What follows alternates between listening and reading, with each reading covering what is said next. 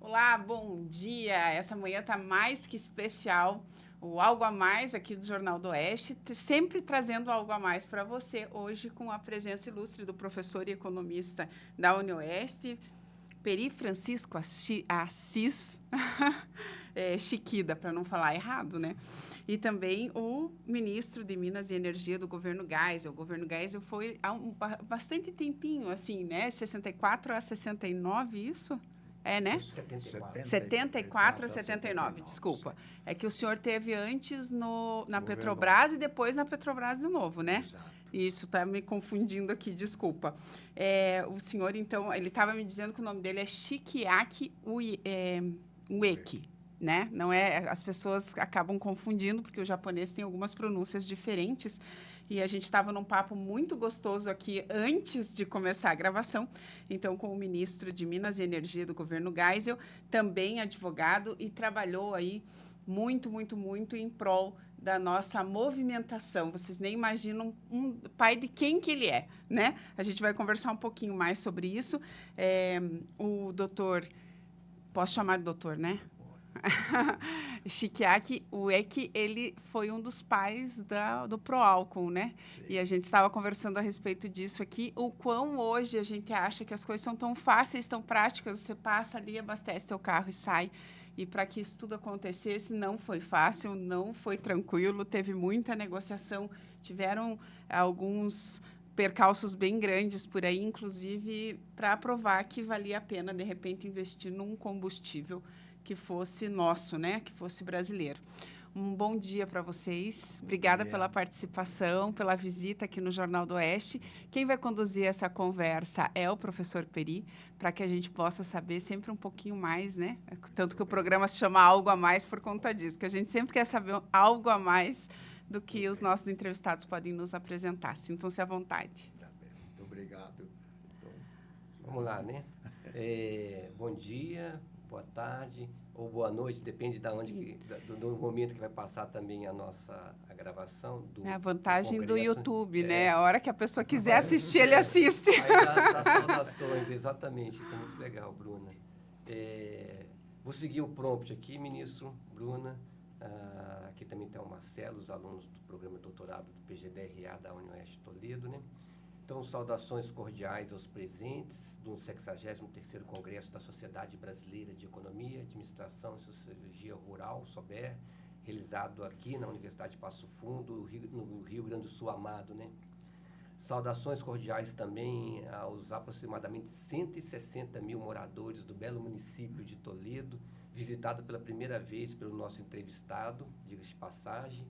Estendo as saudações aos demais moradores do pujante oeste do Paraná e de outras regiões desse estado maravilhoso que é o Paraná.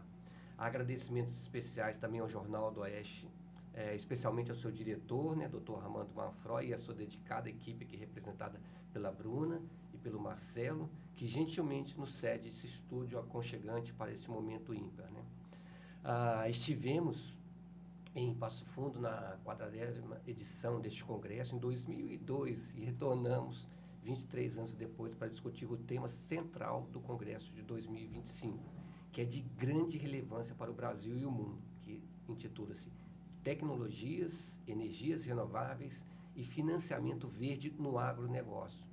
Nesta mesa, nós temos o prazer de receber o nosso convidado especial, o ministro Shikiaki Ueki, advogado formado pela PUC São Paulo. Resumidamente, pois sua trajetória brilhante excede essa breve apresentação, ele atuou como diretor de comercialização da Petrobras e presidente de sua subsidiária de distribuição em 69, Bruno, você tem razão. Foi ministro de Minas e Energia entre 74 e 79, nomeado pelo então presidente Ernesto Geisel, e tornou-se o primeiro presidente civil, é bom que o nosso público qualificado saiba disso, da Petrobras, ocupando este cargo de 79 a 84. E como ministro de Minas e Energia, em 1975, só para vocês terem ideia, ele quebrou o monopólio da Petrobras na prospecção de petróleo, permitindo a atuação de empresas estrangeiras nessa área. Ele anunciou também a tão propalada descoberta do petróleo na Bacia de Campos E de maneira alinhada ao tema do nosso congresso e desse painel, que intitula-se Do Proálcool à Bioenergia, 50 anos de história, Covades, ele liderou a criação do Programa Nacional do Álcool em 75 na esfera do setor público, considerado por muitos um dos pais do Proálcool. Ministro, a Sober, fundada em 19 de 2 de 1959, por acaso hoje é 19 de 2, nós estamos aniversariando, então parabéns para os 60 anos da nossa ilibada História Soberiana, agradece imensamente sua ilustre participação neste painel, que conta com renomados pesquisadores da agroindústria canavieira, o professor Carlos Vian, Exalc USP, coordenador dessa mesa, o professor Walter Bellick, da Unicamp, e o pesquisador Haroldo Torres, do PSEG USP, e não tão renomado assim este que vos fala, que sou eu, né? Ministro, seja bem-vindo, permita-me expressar em japonês, arigatou gozaimasu. Passo-lhe a palavra antes de iniciarmos nossas perguntas para que a história viva do Proálcool possa, com seu conhecimento e sua maestria, inspirar e enriquecer muitas gerações de soberianos e também do povo pessoal do Paraná. Muito obrigado. Muito obrigado pelo convite. E, em primeiro lugar, eu quero agradecer a oportunidade para falar um pouco sobre o Proálcool, que no começo enfrentou muitas dificuldades, mas depois se revelou um plano exitoso, fez com que o Brasil multiplicasse a produção de cana-de-açúcar de pouco mais de 50 a 60 milhões de toneladas por ano para aproximadamente quase perto de 1 bilhão de toneladas de cana-de-açúcar. Bom, é muito difícil, em poucos minutos, explicar o nascimento do plano do álcool, mas eu vou sintetizar. A primeira cargo público que exerci foi como assessor do ministro Paulo Egídio Martins, no governo Castelo Branco. E o ministro Paulo Egídio pediu que assessorasse no setor do café e no setor de açúcar, dois produtos mais importantes dos últimos 300 anos da história econômica do Brasil.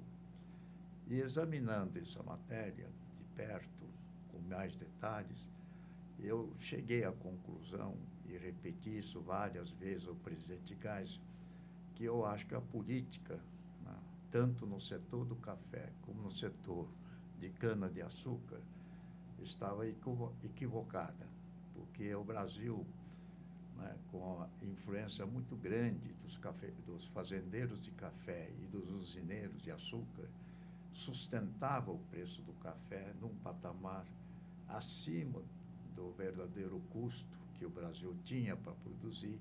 Da mesma forma, o setor de açúcar, as grandes usinas de açúcar, as associações e a classe política, tanto do café como do açúcar, sustentava o preço num patamar bastante elevado. Então, ao longo de séculos, o Brasil ia perdendo a sua importância no mercado mundial. Basta ver os números que, no começo do século XX, o Brasil dominava o mercado mundial de café. Já nos últimos anos, na segunda metade da década de 20, né, 1950 para cá, todos os anos a produção dos países concorrentes, como a Colômbia e outros, né, América Central, começaram a aumentar a produção de café e o Brasil perdendo a sua participação no mercado. Em síntese, a mesma coisa aconteceu com o açúcar. O açúcar era um bem preciosíssimo no século XVIII, XIX, o ciclo do açúcar, XVII já. Foi a primeira cultura que deu certo no Brasil, mas a união das forças que dominam o setor, né, e tem uma influência política muito grande, e praticamente a política era comandada pelos setores mais fortes da economia, que era café e cana-de-açúcar. E aí, no governo de Castelo Branco, que foi, na minha opinião, o governo mais revolucionário e evolucionário que o Brasil teve para o milagre econômico da década de 70 e 80, teve duas figuras importantíssimas, que o ministro da Fazenda, Otávio Bulhões, e o ministro do Planejamento, Roberto Campos, duas pessoas preparadíssimas, e um ministério altamente competente, com Paulo Egídio Martins, Severo Gomes, né, e várias outras figuras, resolveu, né, de certa forma, libertar esses dois setores para o desenvolvimento que o Brasil precisava. E aí, no setor do café, por exemplo, praticamente era proibida a industrialização do café. E o mundo inteiro estava aumentando o mercado de café solúvel, café instantâneo, e o Brasil só vendendo café verde, não permitia a fabricação de café solúvel no Brasil. Parece uma piada, mas era verdade.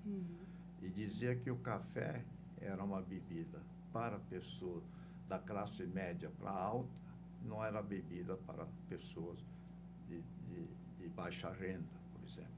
E no caso do açúcar, idem. Realmente, no século XVII, XVIII, o açúcar tinha um preço altíssimo. E essa proteção do mercado, que os políticos, a maioria dos políticos defendiam, fez com que os países concorrentes ao Brasil aumentassem cada vez mais a participação no mercado mundial. Então, no governo Castelo Branco, Paulo Egídio Martins, ministro da Indústria e Comércio, e eu, assessor, teve vários companheiros, Jorge Nogueira, Carlos Andrade Pinto, Luiz Marcelo, nós defendíamos mais a economia de mercado. Se nós temos competência para produzir melhor e mais barato, era flexibilizar, libertar o mercado. E o plano do álcool está dentro desse contexto. Quando, no governo Castelo Branco ainda, era proibido plantar cana-de-açúcar sem autorização do governo. Não podia ter destilaria para fabricar cachaça aqui em Toledo se não tivesse autorização do governo. E as usinas de açúcar tinham uma cota estabelecida por sacos de 60 quilos, X sacos por ano, por safra. Mesmo que tivesse cana disponível no campo, ele não podia processar. Se produzisse um saco adicional à cota que a usina tinha, o usineiro era preso. Teve o caso do pai do governador do Paraná, que tinha usina de açúcar, no governo Castelo Branco ainda prevalecia esse princípio, ele produziu açúcar extra-cota, até virou um escândalo, e saiu ordem de prisão, porque produzia açúcar acima da cota.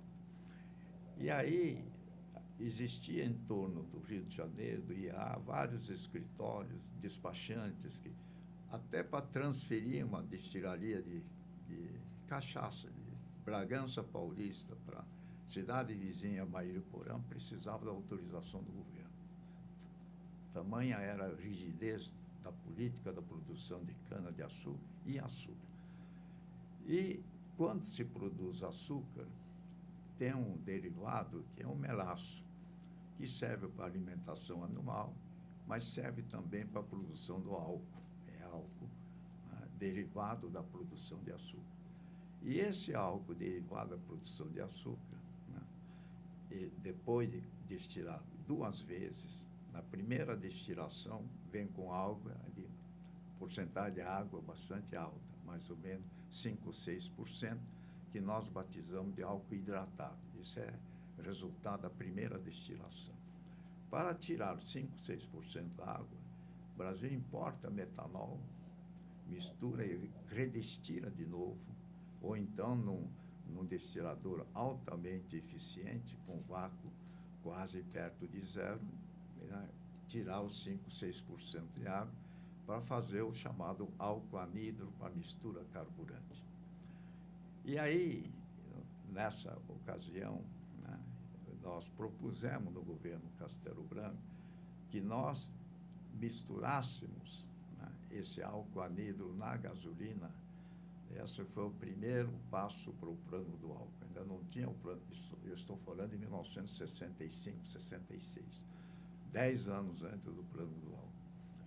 E nessa ocasião, quem era contra essa mistura era a Petrobras. Porque a Petrobras, para melhorar a qualidade da gasolina, misturava chumbo tetraetila. O mundo inteiro misturava chumbo para melhorar a qualidade, a octanagem da gasolina. E o álcool anidro misturado na gasolina substituía o chumbo tetraetila. Né? E o chumbo é um produto altamente nacional. E o chumbo tetraetila era tudo importado. Né? Altamente cancerígeno, o seu manuseio exigia cuidados especiais. E aí, no governo Castelo Branco, né, nós do Ministério da Indústria e Comércio, que éramos responsáveis pelo IAA, defendíamos, né, a mistura do álcool anidro na gasolina, em porcentagem 5%, 6%, até 10% no máximo, para deixar de importar chumbo tetraetila, que o Brasil não produzia, e teríamos gasolina que provocasse menos mal à saúde pública. E aí, a Petrobras era contra. E a Petrobras, e eu era diretor da Petrobras, depois, fiquei diretor da Petrobras. E o presidente Geisel disse, olha, que aquele do governo Castelo Branco, eu conheci o presidente Geisel no governo Castelo Branco. Aquela sua ideia de misturar álcool na gasolina, agora, né, nós somos governo, nós somos na Petrobras, então a Petrobras não vai continuar com essa atitude contrária à mistura do álcool na gasolina, substituindo o chumbo tetraetila. E aí, eu, né, como diretor da Petrobras, ele presidente, então a Petrobras concordou imediatamente para a mistura. Quando fomos falar com o IAA, que já não era da nossa alçada, eu não era mais assessor do ministro da Indústria e Comércio, o IAA ficou contra, porque o açúcar tinha aumentado tanto de preço, né, que não queria saber em produzir álcool anidro para mistura na gasolina. E o IAA ficou contra, porque eu, quando estava no governo Castelo Branco, uma tonelada de açúcar não chegava a $30 por tonelada FOB. Né? E no governo, no governo Médici, quando eu fiquei diretor, e o presidente Geisel ficou presidente da Petrobras, a açúcar já estava, acho que perto de $300 por tonelada. Isso não tem sentido nenhum, nós pegarmos cana-de-açúcar, ou mesmo melaço, e produzir álcool para mistura na gasolina. Mas isso, eu disse para eles, né? Mas o grande problema do Brasil, e eu continuo afirmando isso, é um problema atual, e dentro do tema que vai ser discutido em Passo Fundo, o nosso problema não é real, não é, na época, cruzeiro, cruzado, moeda fiduciária brasileira, porque isso nós dominamos. Nosso problema é dólar, nosso problema é divisa. Nós dependemos do financiamento externo hoje para tudo, praticamente. Então, nosso problema é divisa. Nós temos que ter uma política que economize divisa. Então, para isso, né, nós precisamos, foi a nossa opinião, aumentar a produção de etanol para misturar 10% na gasolina, né?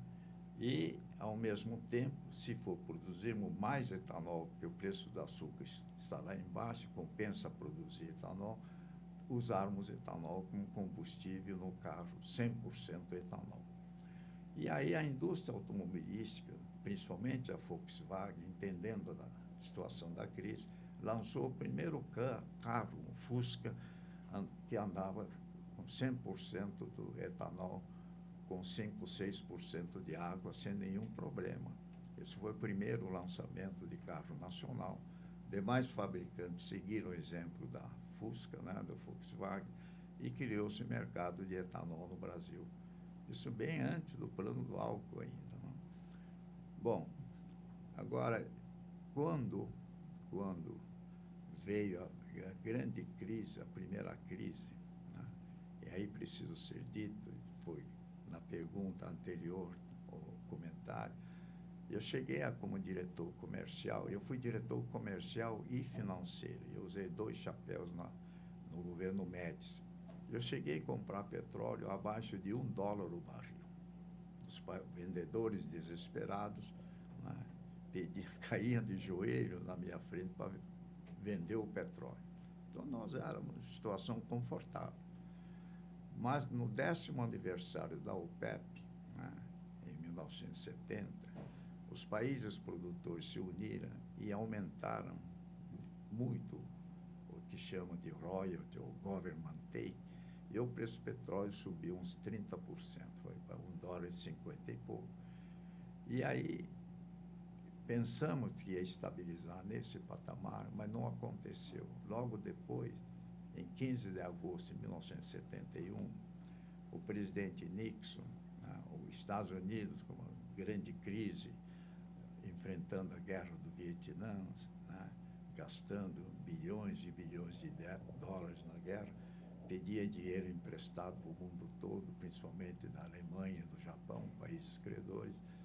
Aí ele acabou com a conversibilidade do dólar em ouro, que havia uma garantia de $35 por onça Troy de ouro.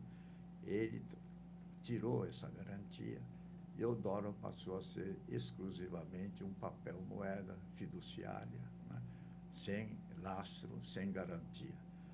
Aí, então, os árabes não aceitaram mais o dólar, o preço nesse patamar, e elevaram imediatamente, né, de $1,50 e pouco, $1,80 e pouco, depois para $2 e pouco, quando depois veio a guerra de Yom Kippur, 1973.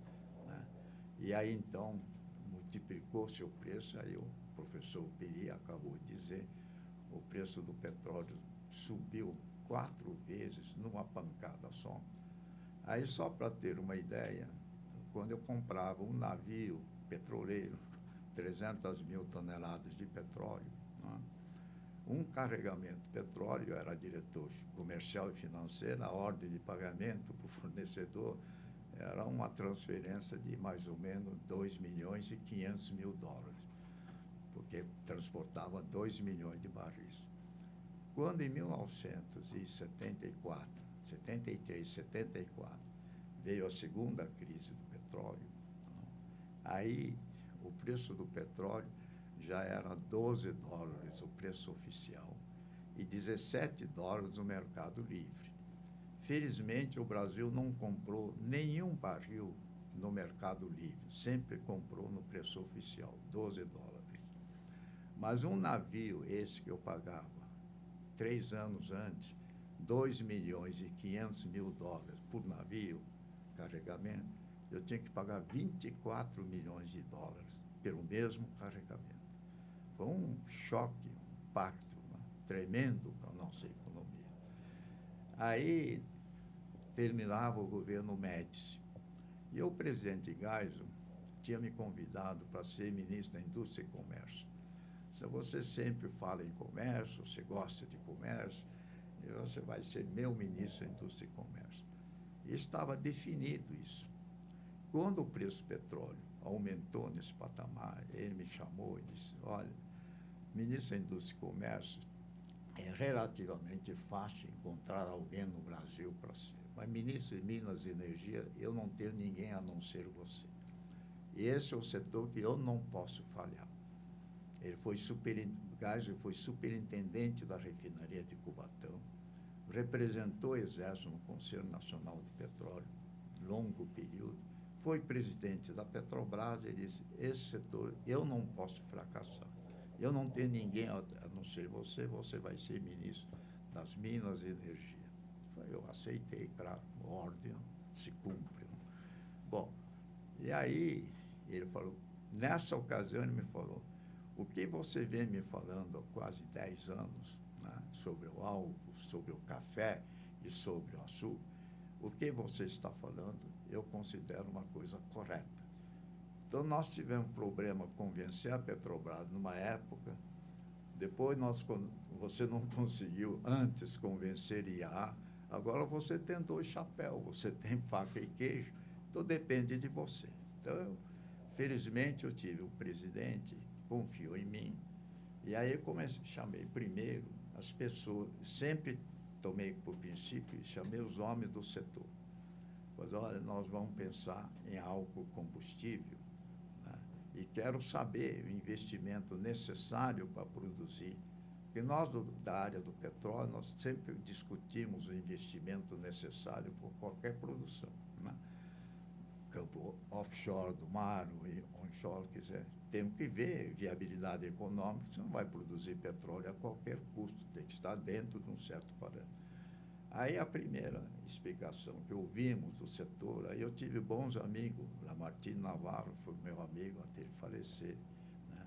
O outro, o Jorge Atala, era o presidente do Copersucar, né? O Zolmeto, eu conhecia muito bem, vários Zolmetos, que são os maiores usineiros. O Hinojosa eu conhecia pessoalmente muito bem, no governo Castelo Branco, ele não saía do gabinete do Ministério da Indústria e Comércio. Então eu conhecia todas as pessoas do setor. Aí disse, no plano do álcool, né, na opinião de vocês, onde nós poderíamos ter uma resposta mais rápida na produção de etanol? Aí disse, não, a primeira resposta é a seguinte, tem muitas usinas de açúcar que não tem destilador para álcool. A maioria não tem. Se vocês abrirem financiamento para implantar as destilaria nas usinas de açúcar, a produção de álcool vai imediatamente aumentar. E com menor investimento para produzir 1 metro cúbico de álcool, o menor investimento seria destilarias anexas às usinas de açúcar. E assim foi feito. Quando nós implantamos isso, inclusive há publicações, várias publicações, metendo o pau no ministro das Minas e Energia da época, que lança um plano ambicioso, mas não está financiando a implantação das usinas de etanol. Por quê? Porque, por ordem de prioridade, para um país que não tem dinheiro, que é o nosso caso, você tem que estabelecer prioridade. Aliás, o grande erro que cometeu no governo Dilma, né, foi quando lançou aquele projeto de bilhões e bilhões de dólares para implantar 4 grandes estaleiros no Brasil para fazer navios e plataformas em Recife, em Salvador, né, no Rio de Janeiro e no Rio Grande do Sul, e constituindo uma empresa chamada Sete Brasil, né, comprometendo bilhões de recursos, de dólares para investimento. Inclusive, um jornalista veio me perguntar, o senhor que cuidou das finanças e da Petrobras por 16 anos, o senhor acha execuível esse plano? Eu falei, eu acho que não é execuível. Nós não temos nem crédito, nem dinheiro para levar avante. No Brasil, ninguém discute os nossos problemas com número, né? Então, eu disse, eu não acredito que dê certo. E foi um fracasso, foi um fracasso. E agora, impressionante, né, como nós gostamos de judicializar tudo, né? Esse Sete Brasil, que é a empresa que foi constituída com dinheiro da Petrobras. Agora, essa empresa que quebrou está movendo ação contra a Petrobras, pedindo indenização agora. E por aí vai. Então, vendo o mesmo problema de Lava Jato, né, o réu passa a ser acusador, né, a vítima passa a ser, né, o autor do crime passa a ser vítima. Inverte-se tudo, a palavra admite tudo, né? Agora, voltando ao plano do álcool, então, pergunta que anterior, né, se recebeu o protesto, sim. Vários empresários queriam implantar de imediato uma usina para produzir etanol, mas que plano de álcool? Isso não tem financiamento, nós estamos com um projeto, ninguém autoriza e tal. Mas depois de nós implantarmos a primeira fase, todas as destilarias anexas dos usineiros que se interessaram, nós começamos a financiar as usinas independentes. Aí a primeira usina foi do Lamartine Navarro, Pontal do Paranapanema. Tanto que a primeira cana-de-açúcar fui eu, pessoalmente, eu plantei e tem fotografia lá. Mas depois, aí começaram a surgir novas ideias, malucas, na minha opinião. Uma ideia maluca eu fui muito contra, era produzir álcool derivado de madeira, porque a Rússia, durante a crise, né, eles começaram a produzir álcool derivado de madeira. E aí houve um movimento para montar uma usina para produzir álcool de madeira. É muito pouco comentado. Eu, como ministro, fui contra. Se todos os números indicam que produzir álcool de cana-de-açúcar é a matéria-prima mais econômica, por que nós vamos partir, se nós não temos dinheiro, para produzir álcool da madeira? E aí eu recebi pancadas com o ministro. Infelizmente, o meu sucessor, né, autorizou, e o governo federal enterrou centenas de milhões de dólares num projeto que não funcionou nem um dia, com a tecnologia importada da Rússia, né? Mal terminaram a construção, não operou nem um dia e foi sucateado, né? Outro projeto que surgiu, e eu fui contra, que não temos condições de produzir etanol a um bom custo com mandioca. Bom, se pode, tem condições, então que produzam. Nós compraremos. Não, o governo tem que financiar. Um desses projetos de mandioca era lá do Enio Pepino, lá do Sinop, né? E ele veio ao meu ministério e disse, mas menino, o senhor tem que autorizar, não, mas o senhor quer produzir etanol? Então o senhor tem que produzir. A que preço sai o álcool de mandioca? Né? Mas insistiram tanto, aí eu falei para o Petro, monte uma usina de demonstração, né? E montamos uma pequena usina de demonstração de mandioca e economicamente revelou-se altamente inviável, né? Então, quando se lança um programa dessa envergadura, né, sempre há oposição, mas os princípios, né, básicos da economia, de produzir por menor custo possível, economizar o máximo de divisas, que o Brasil não tem direito de emitir dólares, né? Esse é o princípio que prevaleceu. Então, enfrentamos dificuldades, sim, mas depois, lentamente, foi reconhecido e transformamos o Brasil, que produzia 60 milhões de toneladas de cana, aproximadamente, totalmente controlado, para hoje, chegamos a ter mais de 1 bilhão de toneladas, perto de 1 bilhão de toneladas de cana-de-açúcar. Mas, como acontece com todos os mercados de qualquer produto, na segunda metade da década de 80, de 1985 a 1990, houve uma grande crise de excesso de oferta de petróleo, e o preço do petróleo, que no spot chegou a $42, caiu para menos de $10, um barril de petróleo. Pouca gente do setor do álcool analisa o preço do mercado de petróleo e só fica no campo do álcool, do açúcar, álcool, e não entra no campo do petróleo. Mas quando o petróleo chegou abaixo de $10 o barril, obviamente houve um impacto muito grande, né, nos preços dos derivados, gasolina, diesel, todos caíram de preço. Eu ainda está vivo um que foi gerente comercial quando eu fui presidente, chama-se Renato Silveira. O Renato era responsável pelo setor de compra de petróleo. Eu já estava fora da Petrobras, ele me telefonou, presidente, sabe que eu consegui comprar no mercado spot a $6 o barril? Isso em 1987, 88. Né? Incrível, né? Essa volatilidade de preço. Mas isso foi por um período curto. Naquela ocasião, eu disse, olha, Renato, eu acho que esse preço não vai prevalecer por muito tempo. Ele disse, por quê? Porque para produzir um barril de petróleo na África do Sul, derivado do carvão mineral, custa muito mais do que isso. Produzir gasolina, diesel, do gás natural na Malásia, custa muito mais do que isso.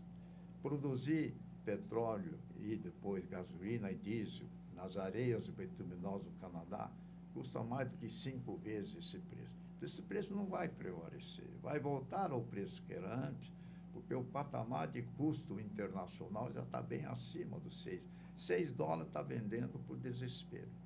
Aliás, tem um dado que pouca gente se deu conta, durante a pandemia, praticamente, houve meses em que o mercado praticamente, o mundo parou, não é? Os aviões vazios, ninguém saía de casa, obviamente o consumo de petróleo caiu. Houve dia que no mercado futuro de papel ficou preço negativo, quem tinha uma posição comprada em papéis, bom, esse também comporta uma análise.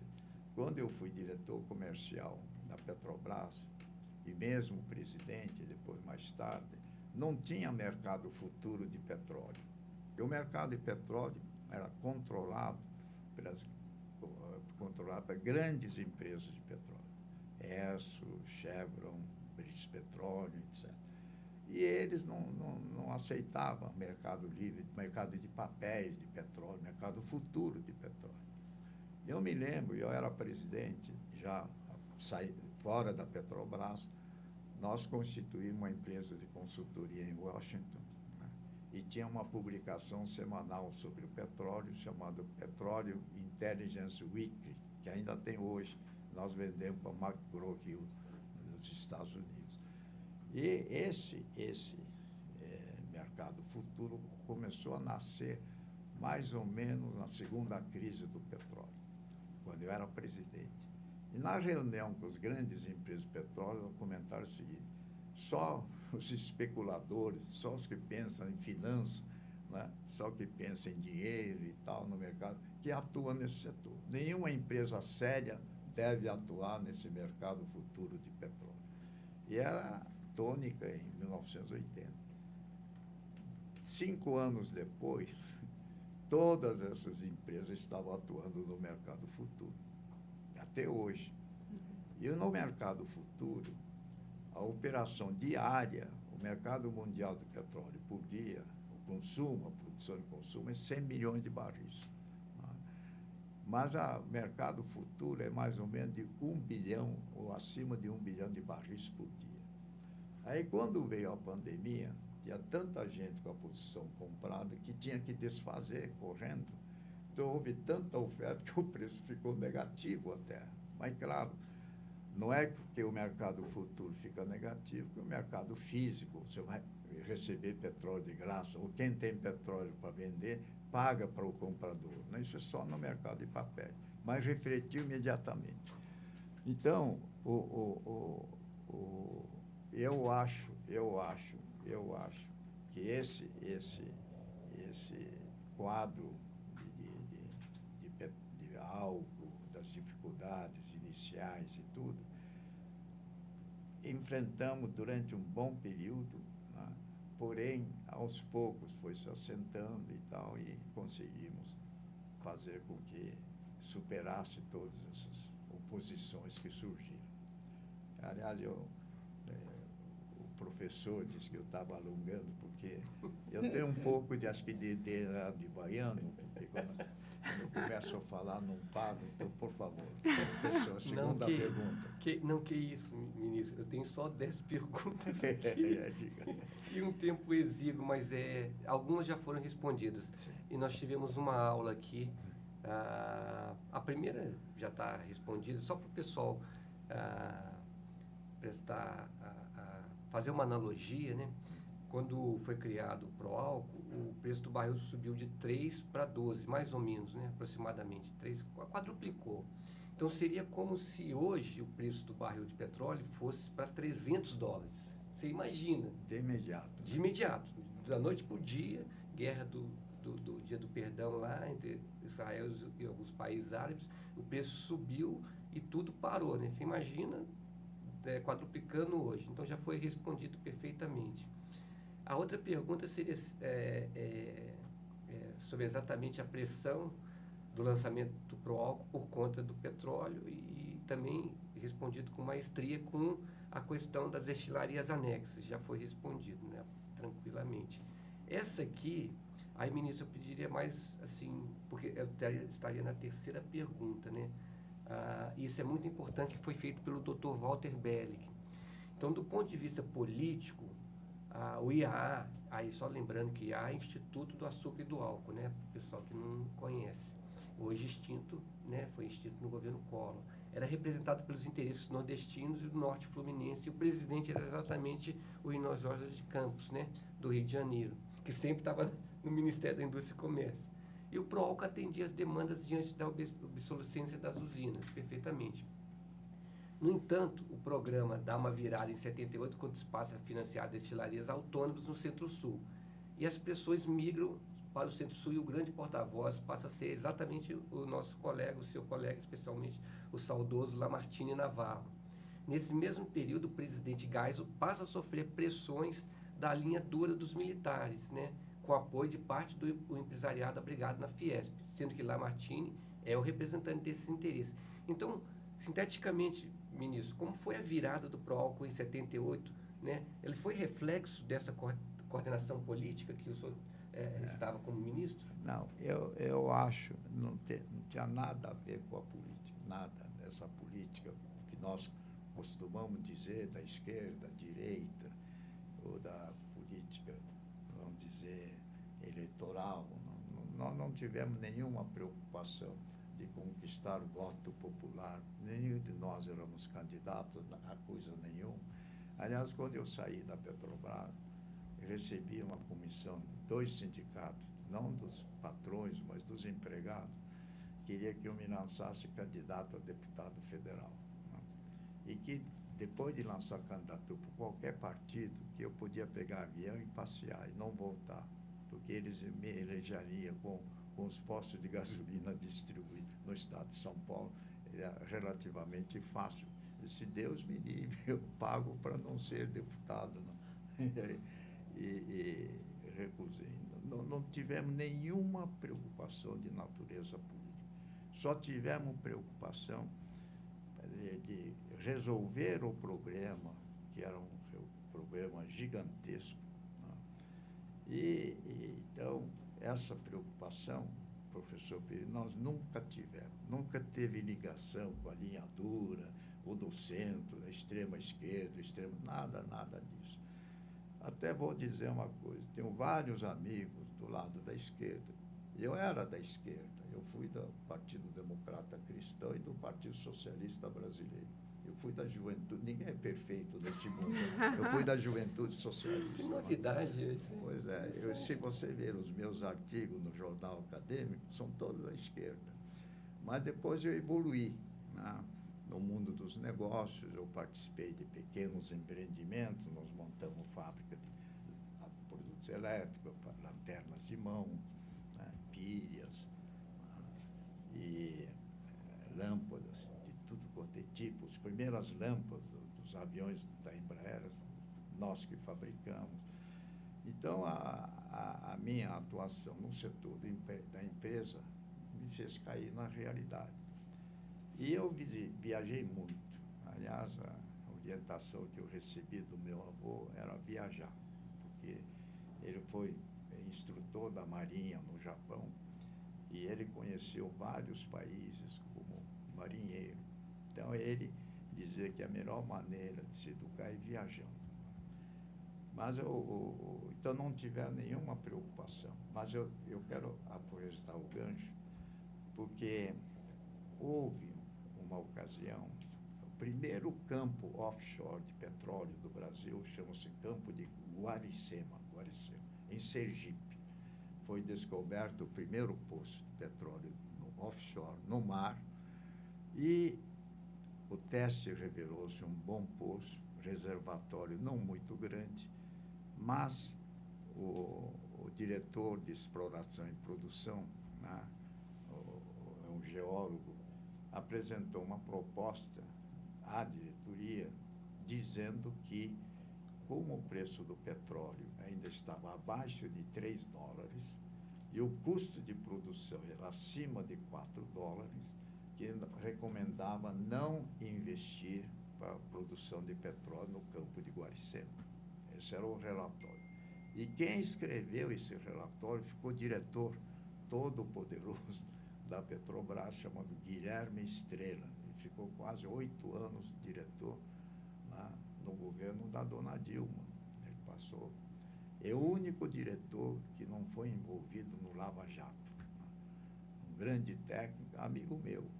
Amigo não, ele é conhecido, e nós nunca discutimos política. Em política, ele era da esquerda e eu não tinha nada a ver com a esquerda. Mas em termos de Petrobras, nós dois pensávamos igual. Aí ele fez o relatório propondo o adiamento do investimento no ponto de Guaricema. Depois de 20 anos, Ele me telefona e disse: presidente, nós podemos almoçar? Eu, claro, vamos almoçar. Aí ele tem uma coisa que não sai da minha cabeça, escrevi o relatório para não investir. E o meu diretor, doutor Hamilton, levou para a diretoria e disse que o EIC arrasou a proposta e o Geisel decidiu pelo investimento. Tá? E aí eu quero fazer a seguinte pergunta. O senhor sabia que o reservatório de Guaricema tinha muito mais petróleo do que nós imaginávamos no começo? Eu falei: não, eu não sou geólogo, eu não tinha ideia nenhuma. Mas como é que o senhor foi contra o meu parecer e contra o parecer do nosso departamento de exploração e produção, e o senhor, como diretor financeiro e comercial, mudou o nosso parecer e o presidente resolveu adotar o seu? Tá? Eu vou explicar como é que eu defendi o investimento. Tá? E aí acho que é a maneira de responder mais ou menos umas 500 perguntas que estão nessas publicações. E aí eu perguntei, né, uma coisa muito simples: doutor Hamilton, vai custar quanto produzir esse petróleo? Ele vai custar uns $5. Né? E o preço do petróleo está a $2,50. É o dobro. Muito bem. Eu tenho a segunda pergunta. Né? Quanto é de dólar nós vamos gastar para produzir? É $5 em cruzeiros? Né? Quer dizer, $5 com mão de obra? Para nós brasileiros comemos o bife, arroz e feijão, né? E $5, o equivalente a $5 em real. Dólar que eu tenho que comprar equipamento fora do Brasil, ou contratar um técnico estrangeiro, ou uma engenharia estrangeira. Quanto é para o barril que nós vamos gastar? Ah, não vamos gastar $0,5. Né? Muito bem. Você sabe que nós estamos gastando $3 para importar um barril. Tá? Se eu vou gastar $3 e deixar de produzir um barril em Guaricema, a minha dívida cresce $2,5. Não é verdade? Porque eu não tenho direito a imprimir dólar. E quando é que nós vamos pagar esse $2,5? Nós vamos ter condição de pagar a dívida brasileira? Nós não temos. Os nossos filhos, será que terão? Eu espero que sim. Ou então os nossos netos vão ter que pagar, certo? E quanto é que custa juros de $2,50 por barril que eu tenho que tomar dinheiro emprestado para comprar esse petróleo? Então, se o senhor projetar isso, presidente, 2, 3 anos, é um absurdo. E esses que vão deixar de trabalhar no campo de Guaricema não vão fazer nada. Vão consumir arroz e feijão diariamente e tudo. Nós temos que, se achamos petróleo, né, e vamos gastar só $0,5 para produzir, não há o que discutir. Ah, então o senhor não foi baseado no relatório técnico? Não, foi puramente financeiro. Aí ele falou assim: não, eu pensei que o senhor tivesse informações que nós geólogos não tínhamos. Porque esse campo de Guaricema, que tinha que ter esgotar em 10 anos, até hoje está produzindo. Então, essa se você achar, né? Por exemplo, né? Nós temos hoje, o nosso professor trabalhou em Brasília, conhece o ambiente lá. Lá é uma espécie de um redomo de vidro, não vê o Brasil real. Infelizmente, eu morei como ministro 5 anos em Brasília, o ambiente é esse. Né? Debate esse problema mais sério do país, sem número. Então, por exemplo, o Brasil tem, né, uma caixa de estima-se $350 bilhões. Enche o fanismo. Nós temos $350 bilhões. Mas nós temos uma dívida de quase $800 bilhões. Dívida. Né? E aí você vê o seguinte: esse é um cenário brasileiro, real, de hoje. É como se eu tivesse R$350 de depósito no Bradesco e tenho uma dívida de R$800 no Banco Itaú. Esse dinheiro não é meu. Né? Se eu pegar $350 bilhões e pagar o Itaú, ainda eu acordo no dia seguinte com uma dívida de $450 bilhões. Esse é o quadro. Se dizer que o Brasil tem 350 bilhões de dólares, como se não tivesse nem um tostão de dívida, isso quem pode dizer é Noruega, Alemanha, Suíça, Japão, esses podem, inclusive a China. A China deve 1 trilhão 200 bilhões, mas tem de reserva 3 trilhões e 500 bilhões. Então, dois pagam 1 trilhão 200, ainda tem 2 trilhões. Nós não. Se nós pagarmos 350 bilhões e pagar, acordamos no dia seguinte com uma dívida de 450 bilhões, que dá mais de 2 mil dólares per capita, que nós brasileiros devemos para o exterior. Então, essa é a realidade nossa.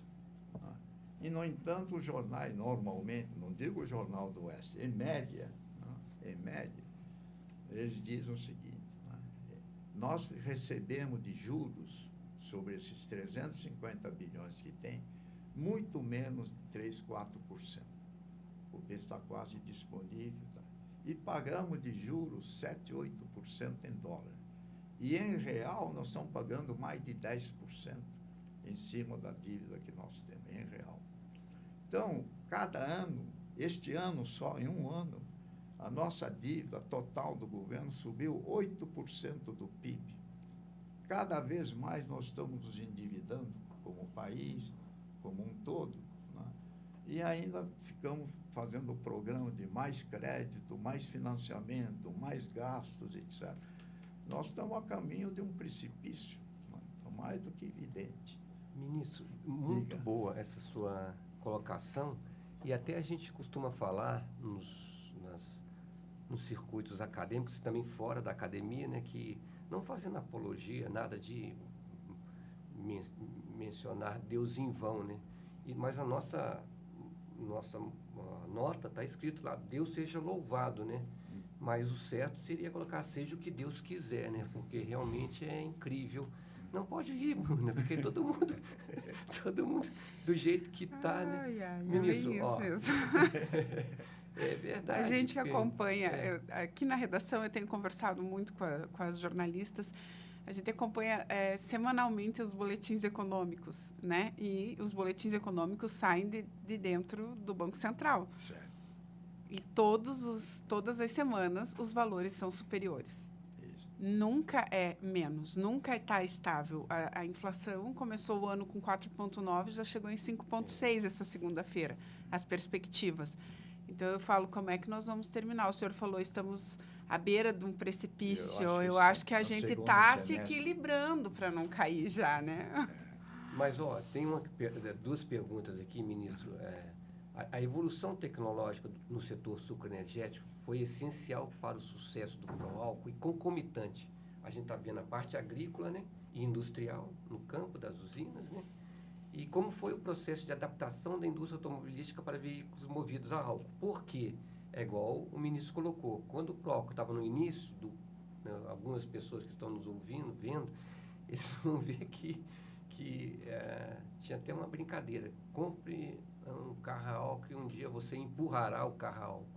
E ninguém pensou depois que surgiria o flex fuel, a curva de aprendizado, o preço do barril de petróleo que algumas pessoas, como que estão aqui, né, que está aqui, felizmente, né, falou, um dia o preço do barril de petróleo vai passar da casa de $100, né? E passou. Então, como foi essa evolução tecnológica que o senhor viu com com bons olhos, né?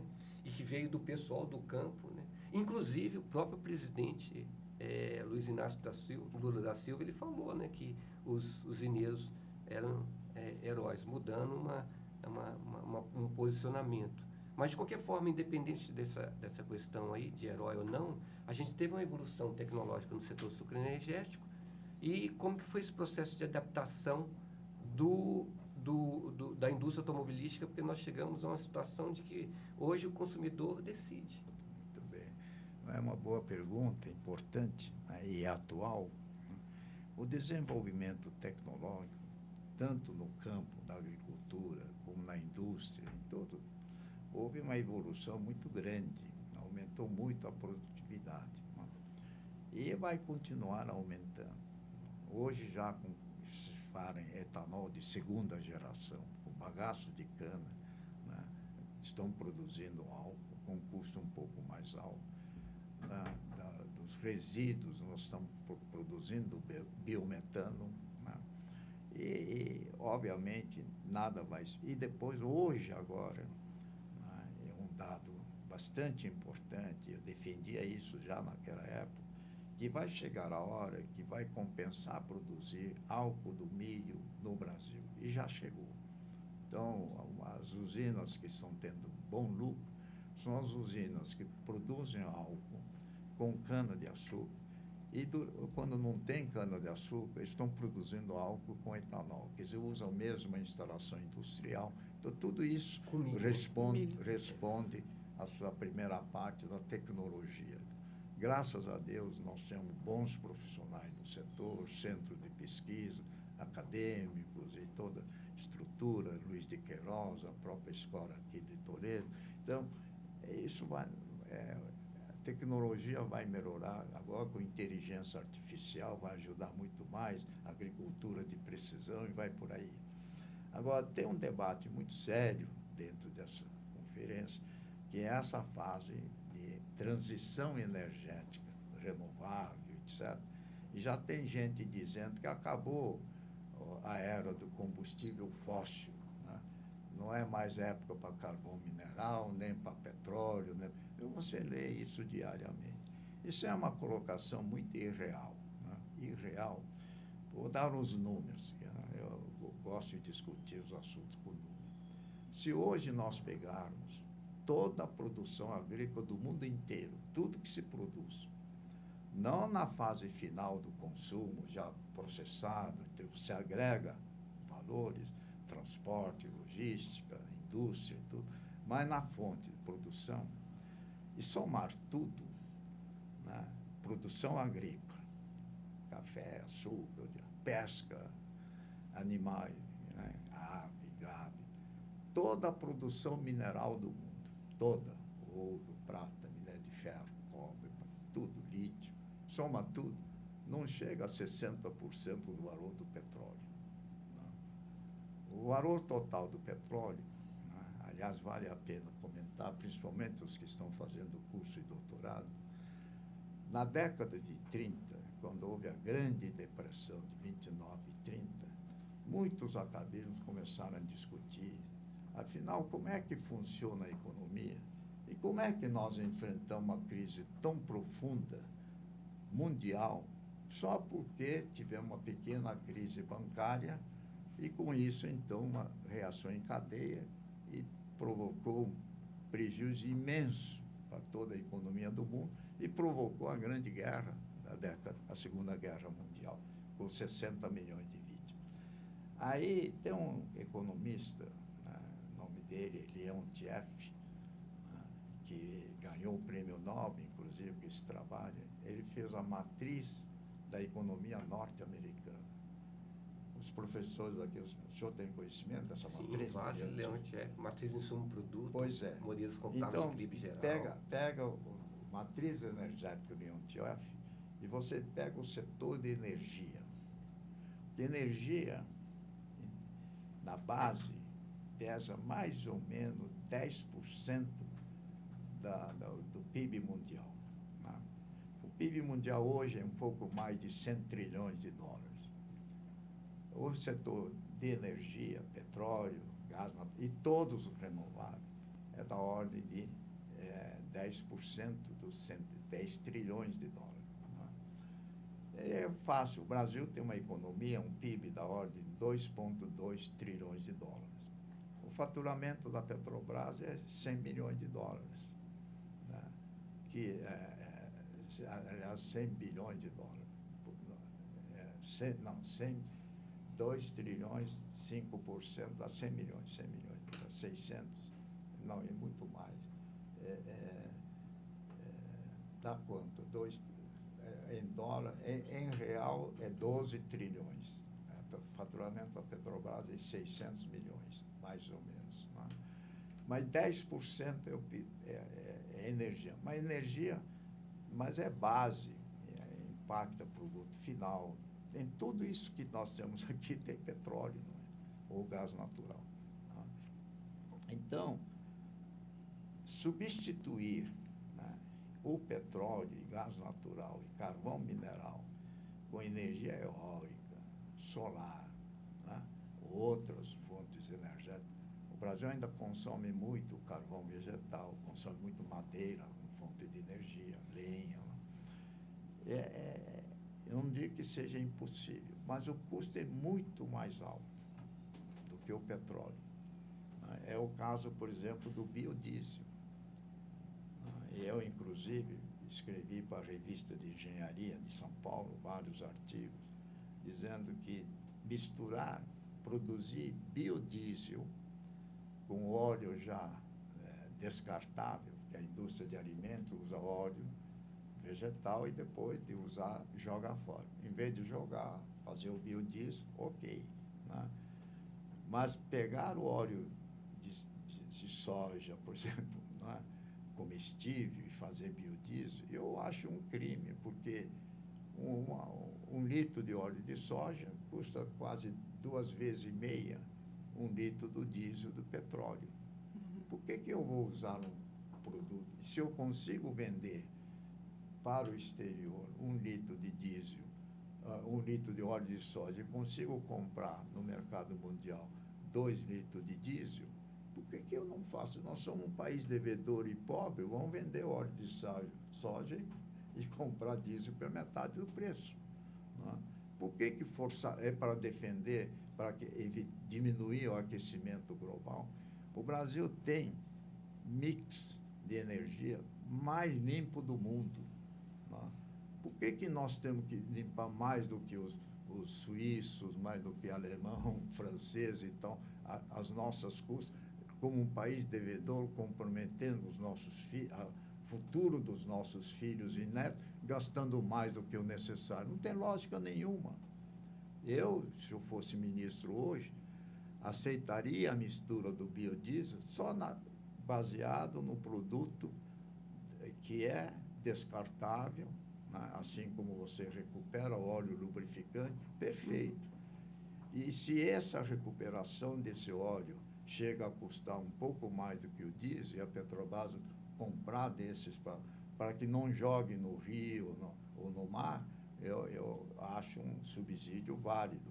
Agora, pegar um óleo virgem, né, de soja, ou um sebo animal que você consegue vender pelo dobro do preço, eu acho que nós somos, per capita, temos que partir da premissa que somos um país pobre.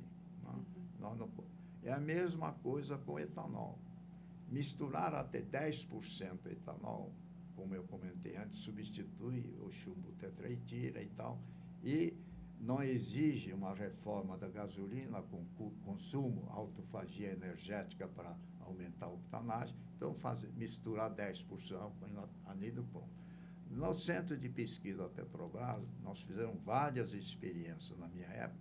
Na medida que você vai aumentando a porcentagem do etanol, você vai perdendo o conteúdo energético da gasolina e vai tendo menos rendimento, menos quilometragem no automóvel. E hoje nós chegamos a aumentar 27%, está misturando 27%.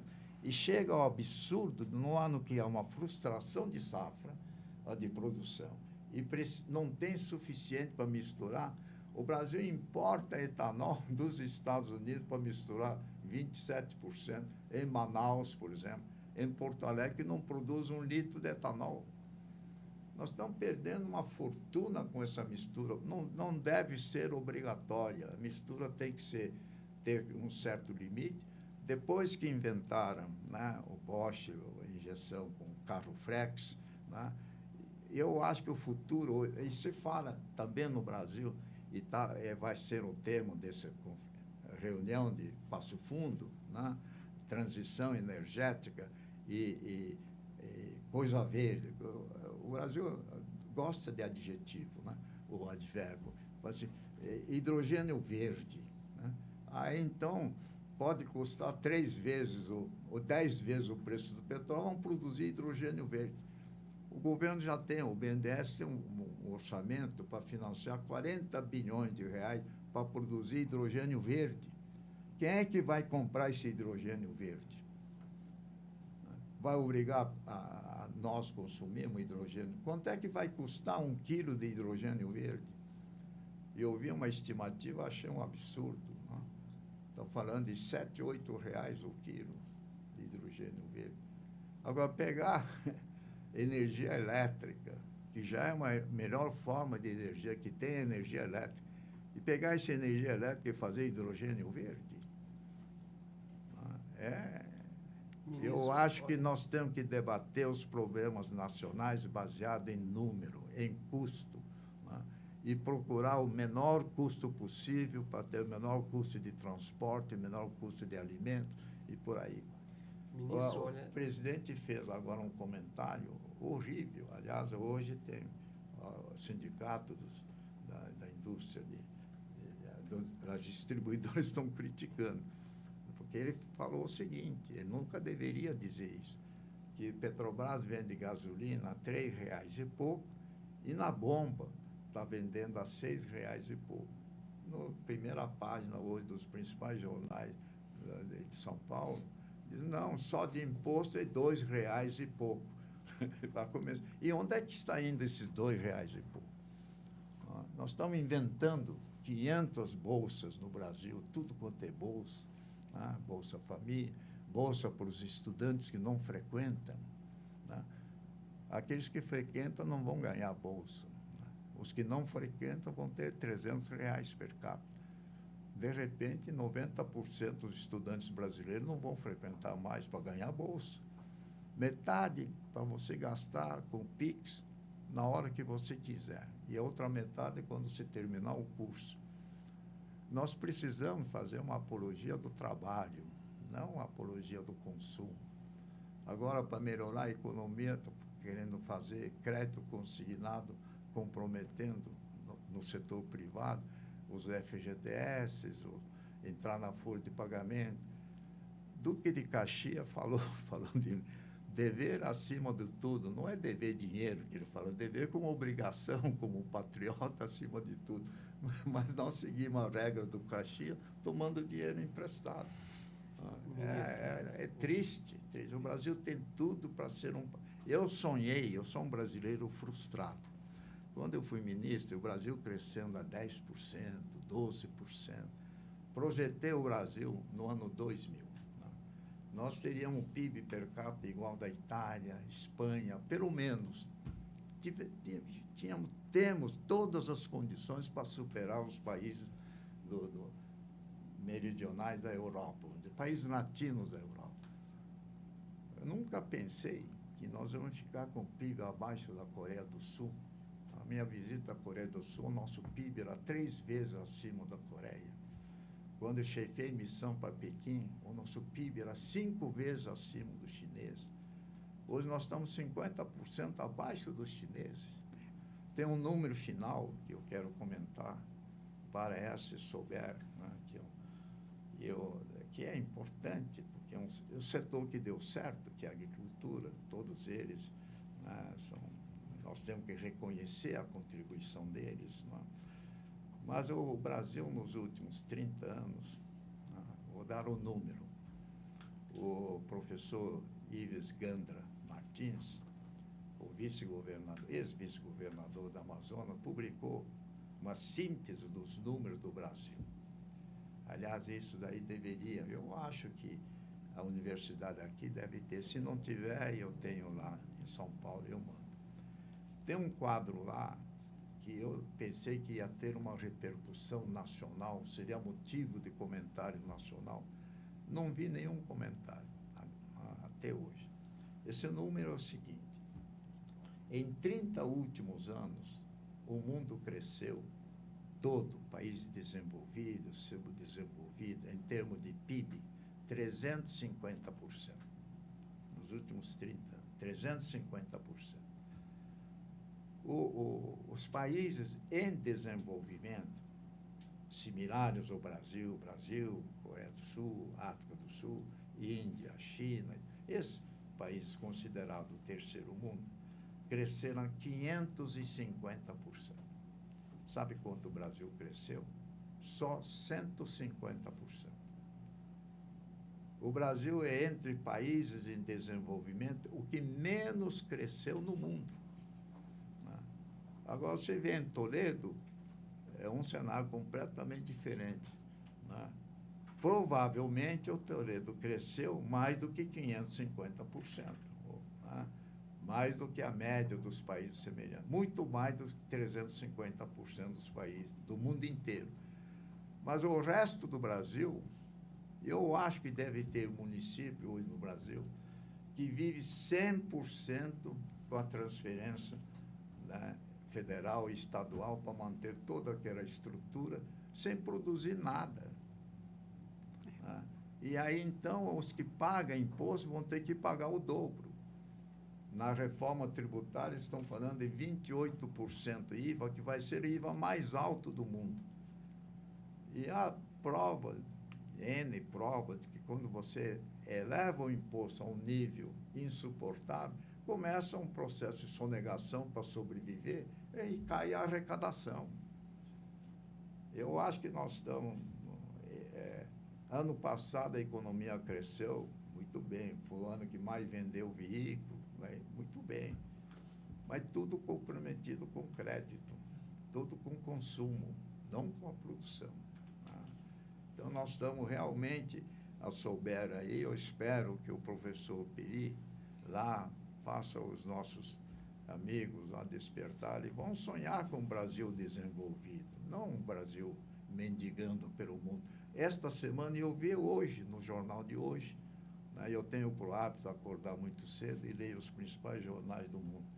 Manchete hoje que o Brasil tomou empréstimo de 3 bilhões de dólares. Olha, se eu tenho 300 bilhões de dólares de reserva, por que eu vou tomar dinheiro emprestado? E diz que eu paguei o juro mais barato, porque foi, acho que, 5,75 por ano. Mas eu tomo dinheiro emprestado a 5,75 e deixo no mesmo banco a juros de 2%, 3%. Para que ter esse 3 bilhões de dólares adicionais em cima das nossas... Por quê? Por que nós vamos tomar dinheiro emprestado hoje? Então, é porque quer derrubar o câmbio para ver se não impacta a inflação, né? E por aí vai. Então, nós estamos num círculo vicioso terrível. Em vez de nós termos um círculo ascendente, nós estamos tendo um círculo descendente. Né? Essa é... Obrigado. Mas vamos manter o otimismo. Quem mora em Toledo tem que ser otimista. Obrigado, ministro.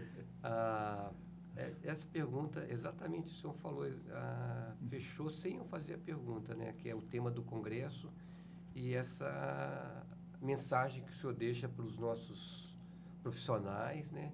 Não só do Congresso, mas também na nossa região aqui, para os nossos estudantes também. É importantíssimo pensar nisso, né? Porque é sempre bom discutir com os números, né? E a gente está vendo que a nossa política econômica ela está dando umas derrapadas aí. Então, finalizando, depois eu passo a palavra aqui para a Bruna também, claro, obviamente, em nome do nosso presidente Alcido Vander, que é um pesquisador da Embrapa, a gente agradece também do futuro presidente, né, que estará assumindo, Marcos Peixoto, que é assessor do Senado. A gente agradece a sua participação. No Japão, a gente tem três tipos de saudação, né? Você só abaixa a cabeça assim, né? Se levanta e curva, mas numa curvatura menor, né? E depois se levanta e curva numa curvatura maior, que normalmente é feita para o imperador. Mas se tiver alguma outra pessoa, né, que seja assim, a semelhança do imperador, como, na sua perspectiva, você pode fazer isso para aquela pessoa, né? Então, o Marcelo está gravando aqui, né? Eu vou levantar aqui e fazer esse gesto de agradecimento e depois passo a palavra para a própria Bruna, agradecer em nome do nosso querido Jornal do Oeste e depois a palavra final para o professor, para o nosso professor também, né? Nosso ministro. Então, eu vou fazer um agradecimento como todo japonês faria. Vamos gostar. Obrigado. Bruna, com a palavra, depois a gente faz um intervalo, que tem os meninos ainda para perguntar. Uma coisa que eu observei, vou pegar para mim, uma coisa que a gente sempre para pensar e refletir, são números, né? Tudo Uhum. que hoje em dia a gente vai fazer, aqui no Jornal do Oeste estamos passando por umas reformas de Sim. comunicação, porque, afinal Sim. de contas, a gente tem que tentar acompanhar Certo. com o tempo, né, as novidades. E eu sempre falo que são os números que vão dizer se a gente está acertando. Certo. E o senhor dizendo que, através de números, elaborou projetos e mesmo com relatórios opositores àquele seu pensamento, o senhor decidiu bancar né, o que os números estavam lhe falando. Eles não erram, né? A gente percebe que o senhor estava falando ali do empréstimo diariamente, qualquer pessoa, qualquer brasileiro, né? Eu acho que em outros países isso deve ser de uma forma muito mais natural que para nós que estamos ouvindo mais a respeito de economia, estamos tendo mais contato com esse fator de saber lidar com os juros, com porcentagens e com aplicações financeiras. Qualquer um vai olhar e vai dizer assim, não, mas se eu pego emprestado a 5%, daí eu só vou ter 2%, não vou pegar, não vou fazer, não vou atuar. Com um empréstimo para comprar um carro, para comprar uma geladeira, para coisas que você vai pensando dessa forma. E, infelizmente, me parece, não querendo ser muito negativa, né? Mas é que, ultimamente, não tá dando para... Eu até comentei esses dias que está difícil de sonhar alto. A gente tem que, mal é mal, sonhar o dia de amanhã. Mas essa perspectiva de podermos olhar o Brasil com um pouco mais de reflexão e sem aquela...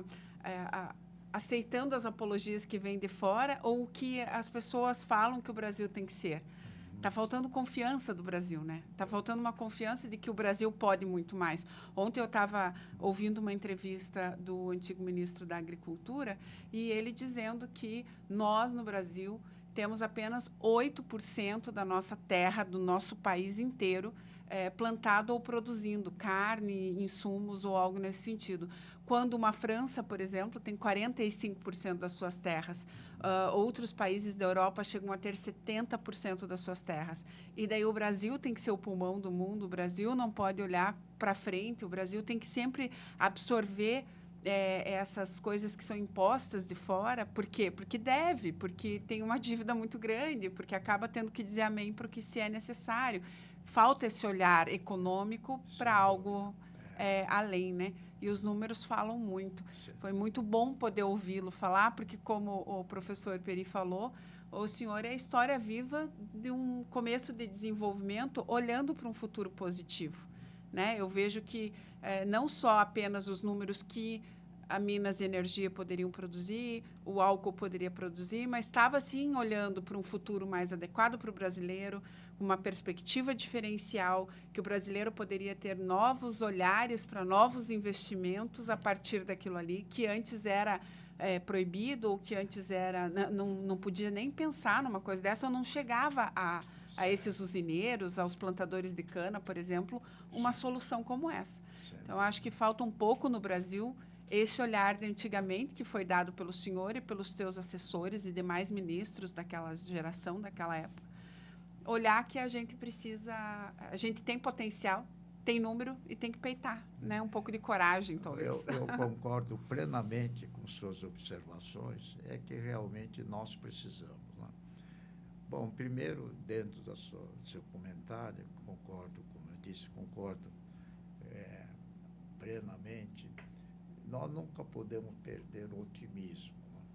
Porque os pessimistas não realizam nada, nem saem da casa, né? Tem receio de sair de casa. Então, os otimistas, pelo menos, saem e enfrentam o dia a dia. Então, a primeira coisa, nós não podemos perder o nosso otimismo, a nossa confiança.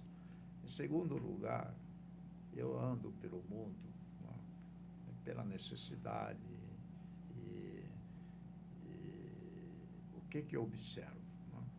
O Brasil está atrasado em muitas coisas, né? Mas no convívio social, eu considero o país mais desenvolvido do mundo, na minha opinião.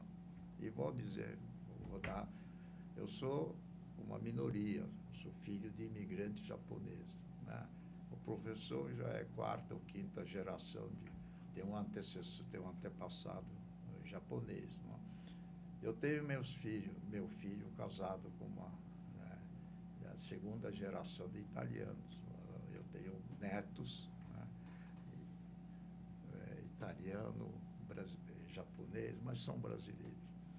Aí, na comunidade japonesa, tem uma estatística muito interessante.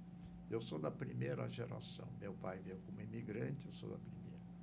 A primeira geração, que é do avô dele, né, 10% casaram com pessoas de outra raça. Os filhos, nossos filhos, já é 40%, já é casamento, miscigenação. E a minha neta, que mora em Nova York, casou com o outro, é um ocidental. Ela já é mestiça, de italiano com japonês, né? Casou com um americano. Mas na quarta geração de japonês, 80% dos casamentos são interraciais. Então, daqui a pouco, e aí você vê o seguinte, nosso país é um país africano. Mais de 50% da nossa população é de negros e partos, né? Mas o número de partos no Brasil já está diminuindo, os negros, a porcentagem está cada vez mais o parto crescendo e os negros, 100% negros, diminuindo, né? Então, é uma raça brasileira que está se formando. É o único país em que descendentes de árabes e judeus se casam. Eu não vejo isso com frequência. Nem conheço nenhum casal nos Estados Unidos de um judeu com árabe. No Brasil tem aos montes. Inclusive um bilionário, né, Pfeffer, do Suzano, com o Scarfe industrial, os netos casaram, de judeus e árabes. Houve uma passagem na Guerra de Yom Kippur, né, que vale a pena comentar. Essa é a nota 10 do Brasil, quer dizer, esse convívio racial de todos, povo de todas as origens. E, geralmente, a ideologia é do centro, porque todos eles saíram dos países de origem, fugindo da extrema-direita, do Hitler, do Mussolini, dos militares japoneses, né? ou da bagunça dos países socialistas, e vieram para o Brasil. Então, que o centro vai prevalecer no Brasil politicamente, eu não tenho dúvida, né? Que é a formação do nosso povo. Mas na guerra de Yom Kippur, quando houve a guerra, eu me lembro, na televisão, o Globo foi entrevistar no Bom Retiro, onde prevalecia a comunidade judaica. Inclusive, o vice-presidente da nossa fundação, Abrão Zasman, é de origem judaica, o pai dele tinha uma casa de tecidos lá. Perguntaram para os judeus de São Paulo, o que o senhor acha dessa guerra no Oriente Médio e tal? Falei, não, eles não deveriam, né? Deveria viver em paz. É um comentário de que não deveria fazer guerra. Né? Aí perguntaram lá no 25 de março, onde prevalece a comunidade árabe, eu me lembro, o repórter botou o microfone na volta de uma... Ele disse, sei lá, eu sou corintiano, eu não quero saber dessa guerra. Esse é o nosso Brasil na parte humana, social, nota 10. Agora, na parte financeira, nota 0. Né? Por quê? Parece que desde a criança nós fazemos questão de educar a gastar mais do que ganhar. Né? Por quê? Porque, infelizmente, prevaleceu por um bom tempo uma inflação alta. E quando você tem inflação alta, se você economiza e aplica no mercado financeiro, não tem rendimento que compense a inflação. Então, você tem que comprar em prestações, você tem que comprar tudo, né? Porque se você não comprar, você amanhã não vai conseguir comprar. Mas na hora que o mercado financeiro brasileiro passou a ser um mercado real, normal, em que você pode obter um rendimento financeiro, na aplicação financeira, 5, 6, 7, hoje está 7% acima da inflação, pois isso é um incentivo grande para você poupar. Então, eu quero terminar o comentário mais sobre o ponto, porque quero, primeiro, parabenizar a manchete desse jornal de hoje. estudante de Toledo se destaca na Olimpíada de Matemática e Ciência. É o que nós precisamos. O Brasil é o país que tem maior número de sociólogos do mundo. E não precisamos mais de sociólogos. Como a Argentina tem o país que tem maior número de psicólogos do mundo. Eu acredito que a Argentina não precisa de mais nenhum psicólogo. Nós precisamos das pessoas que entendem de matemática e de ciências exatas, etc., para debatermos os problemas sérios do país com base em números. Então, tem um bilionário americano, de vários livros publicados, o sobrenome dele é Buffett. Ele comprou uma empresa de tecido, faliu com essa empresa de tecido, chama Berkshire Hathaway, e transformou numa empresa de investimento. E as primeiras ações dele não custavam nada. Hoje, uma ação dessa custa mais de $500 mil uma ação. E ele faz assembleia anual num campo de beisebol, com mais ou menos 10, 20 mil pessoas. Ele é o maior acionista de McDonald's, maior acionista de vários, do Banco of America, de vários, inclusive era do Apple, vendeu uma boa porcentagem. E ele, então, permite perguntas, primeiro para os acionistas e depois para alguns jovens.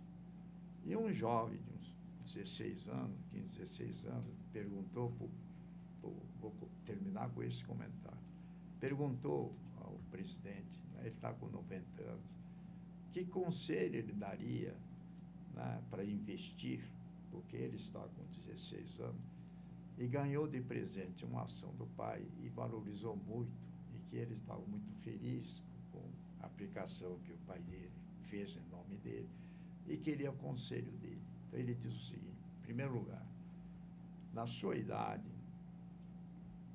pegue o seu dinheiro e faça investimento na sua educação. Procure-se. Está na idade de aprender e tal. O melhor investimento é isso, em primeiro lugar. E depois, você receber educação, mas simultaneamente, bote na sua cabeça você gastar menos do que você ganha.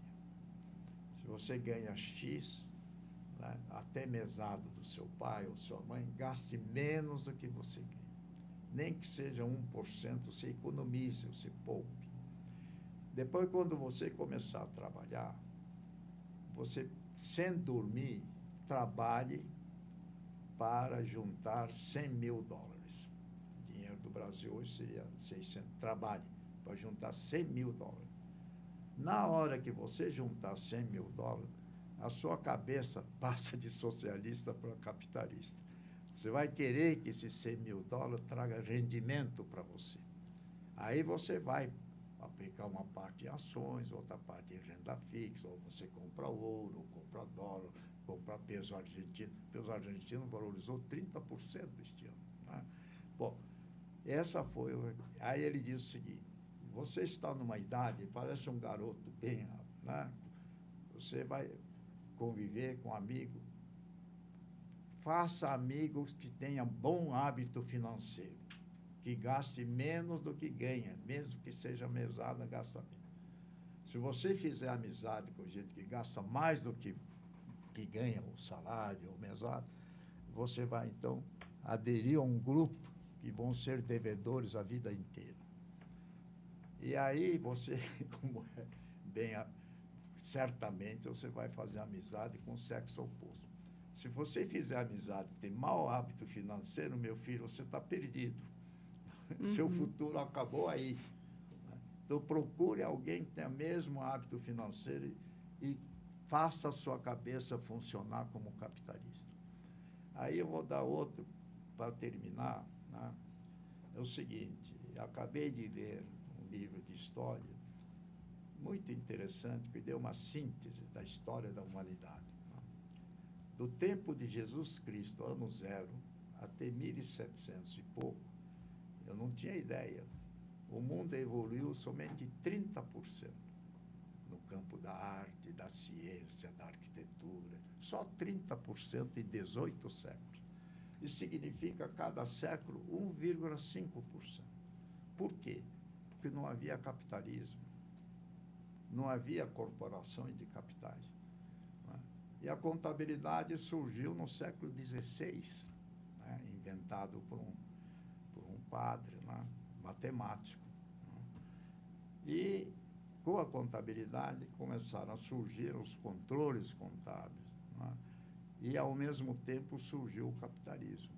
Na Holanda, com a Companhia das Índias Orientais e Ocidentais, na Inglaterra, na Alemanha, surgiram as primeiras empresas capitalistas. Com o surgimento das primeiras empresas capitalistas, com a junção de capital, começaram a financiar pesquisas.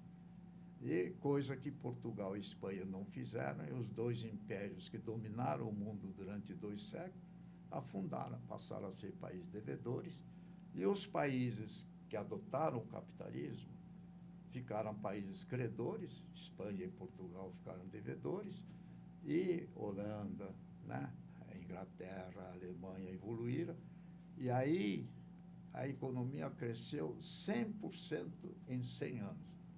Foi a Revolução Industrial, as máquinas, vapor, locomotiva, navio a vapor e tudo. 100% em 100 anos.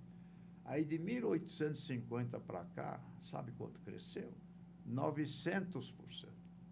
E se você perguntar, foi o socialismo? Não. O socialismo foi uma reação ao sucesso do capitalismo. Por quê? Criou-se uma classe de pessoas bem-sucedidas, com dinheiro, etc.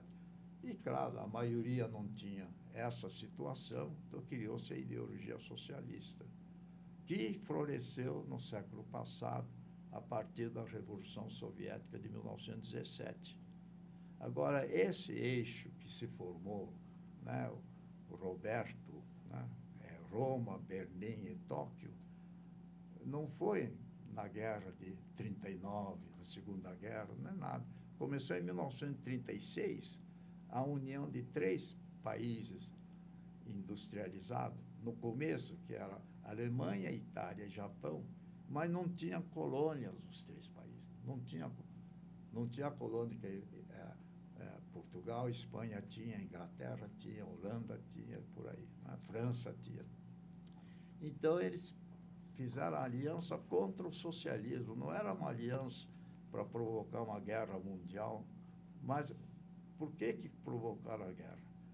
Porque eles tinham que submeter aos embargos de petróleo, aos embargos de minério de ferro e tal. Então, a Alemanha tinha que buscar matéria-prima, petróleo na Turquia, o Japão teve que buscar petróleo na Indonésia, teve que buscar minério de ferro na Rússia. Era guerra entre os impérios. Mas, resumidamente, o progresso da humanidade se deve ao capitalismo. E esse capitalismo hoje já não é mais aquele capitalismo da monarquia francesa ou daquela época, né? Hoje já é muito mais social. Ele dá opção para todo mundo ser, né? Para todo mundo ter. Não, então, eu acho que essa onda do socialismo que cresceu nas últimas décadas, agora eles estão perdendo espaço e, na minha opinião, vai perder mais. Espero que o Brasil volte ao campo da época que prevaleceu a racionalidade, porque hoje em dia não, hoje está muito ruim, na minha opinião. Né? Perfeito. Muito obrigado. Obrigado. Nós que agradecemos a presença do senhor, ministro, também a presença do senhor, professor. Muito obrigado. Esperamos que possamos, né, que essa conversa possa ter sido bem proveitosa e uma reflexão abundante para todos que assistiram o Algo a Mais desta semana. Agradecemos mais uma vez a participação de todos e estamos aqui num próximo momento trazendo mais informação e, como a gente sempre fala, algo a mais nunca é demais. Até mais. Tchau, tchau. Muito obrigado. Eu gostei.